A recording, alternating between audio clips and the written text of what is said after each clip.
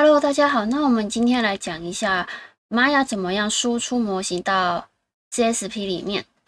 那首先我们这边有个模型，然后呢，这个模型它其实是有带透明贴图的。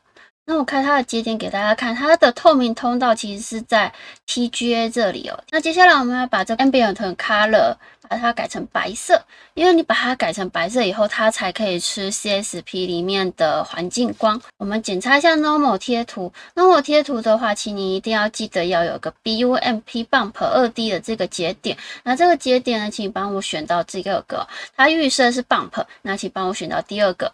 好，这样子的话就材质球部分就设定完了。那接下来我们就是照正常流程去把它输出。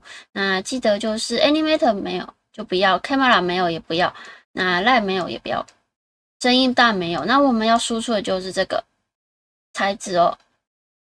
那如果你是单纯的要放进 Clip Paint 里面的话，可以不用改这个 FBX 的版本。那如果你是要放到 Model 里的话，我会建议稍微调低一点会比较好，因为 Model 里的话，它目前还没有更新哦，所以我是建议调2016以下的话比较不会有问题。然后再来就是 Model 里的话，它没办法使用 Normal 贴图，对，它官方还没有更新这个部分，所以我们就照正常程序给它输出。好，那接下来我们把 Maya 的档案丢进来。就像这样子，那它透明通道的部分其实就是这个流苏。那因为这个模型我其实是直接把它的一些这种凹凸的纹理都做出来，所以是没有 normal 的，它没有带 normal。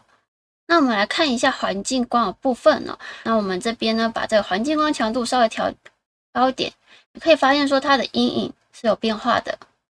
那我们来试试看调颜色，其实基本上这个颜色是看不太出来哦。就想讲它会稍微变黑一点而已。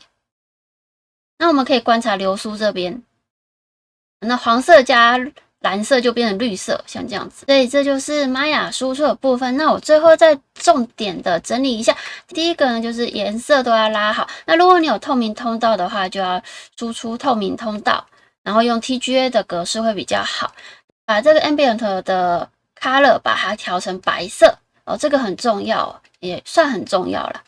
那接下来呢，就是我们的 Normal 贴图。你有一张 Normal 贴图之后，记得要给它连一个 Bump 2D 的这个节点，然后选到第二个的这个设定，这样子你的 Normal 贴图才会正常的显示。如果你是预设这个 BUMP 的话，它到时候投出来的 Normal 是黑色，会很丑哦。那就是这样，我们重点部分就这样子，谢谢大家。